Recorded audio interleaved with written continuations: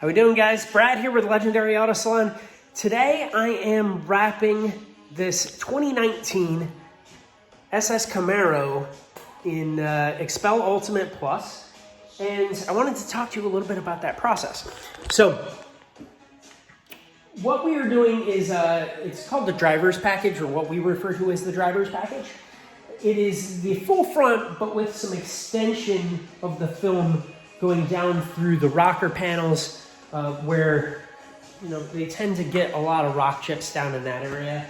We also do these A-pillars, a little strip across the roof, that kind of thing. So it's some cars, and I would definitely recommend it on a car like this. It really makes sense to kind of bump the package up from the full front to that. And of course, we're doing a ceramic coating and all that kind of thing. But I want to talk to you a little bit about the process. So what do we do when we're doing film? And you'll see here that I have some fancy software. I'm about to plot out, but I'm going to show you. And this is a software package from XPEL that allows us to pull from a massive database of patterns. So you can see here, hopefully you can see here, we've got the bumper laid out, and I've kind of nested some other pieces so that we can make the most use of our film, because we have them on rolls that are various lengths and various sizes.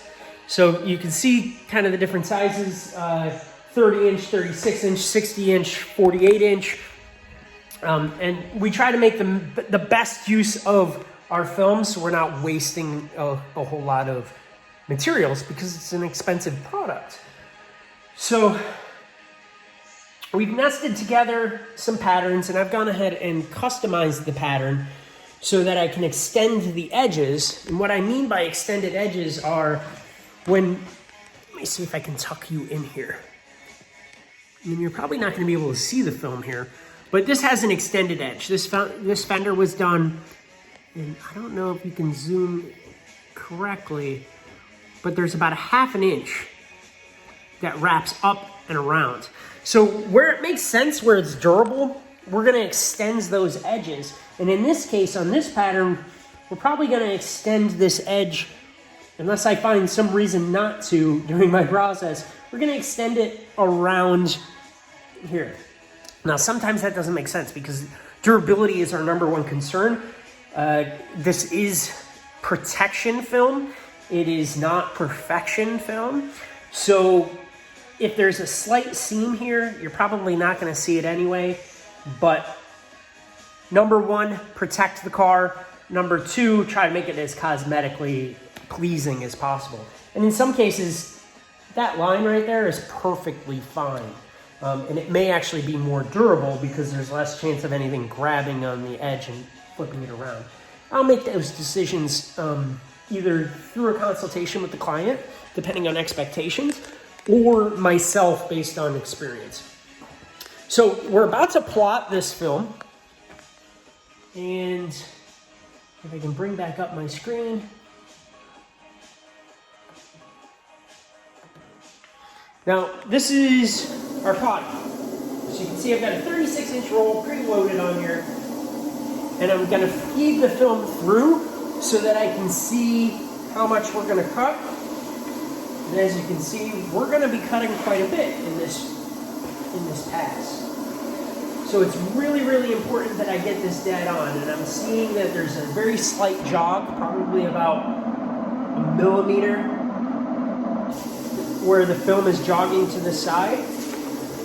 And I'm going to correct that by going back in and adjusting where that roll sits.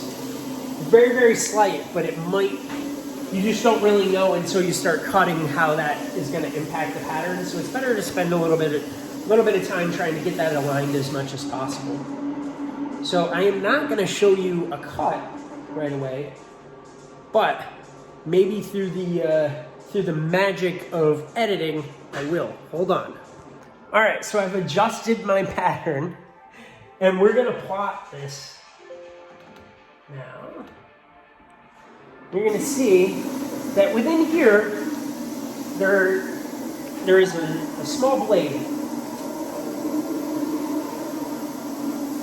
And the computer's sending data to the Graphtec to let it know how to cut those patterns. We'll see it cut a piece. It's got some really smart logic to how it does this, but there it goes.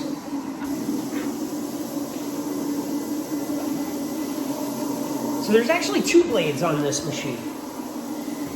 This blade does the cutting, and then there's a cross-cutting blade there. So when we want to cut a sheet of film, what we'll do is we'll send a command to it to cross-cut. This blade holder will slide all the way over to this side. This pin here will push in a pin in this housing that'll push the cross-cutting blade down. It'll come back across, cut, go back, and release the blade.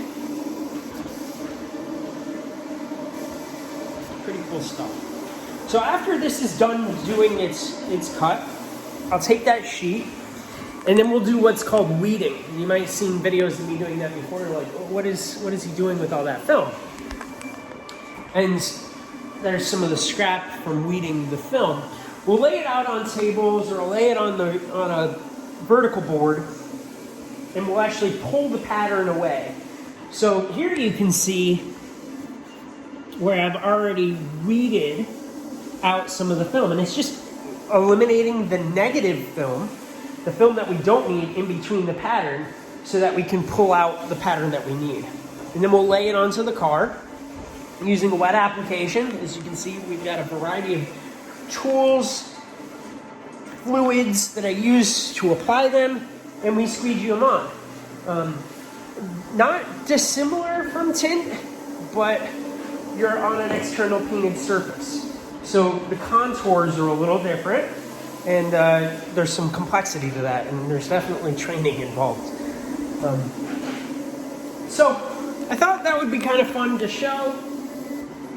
This is going to be plotting for at least another few seconds or so, and I'm going to get to wrapping the front bumper on this next. All right, guys, we'll talk to you soon.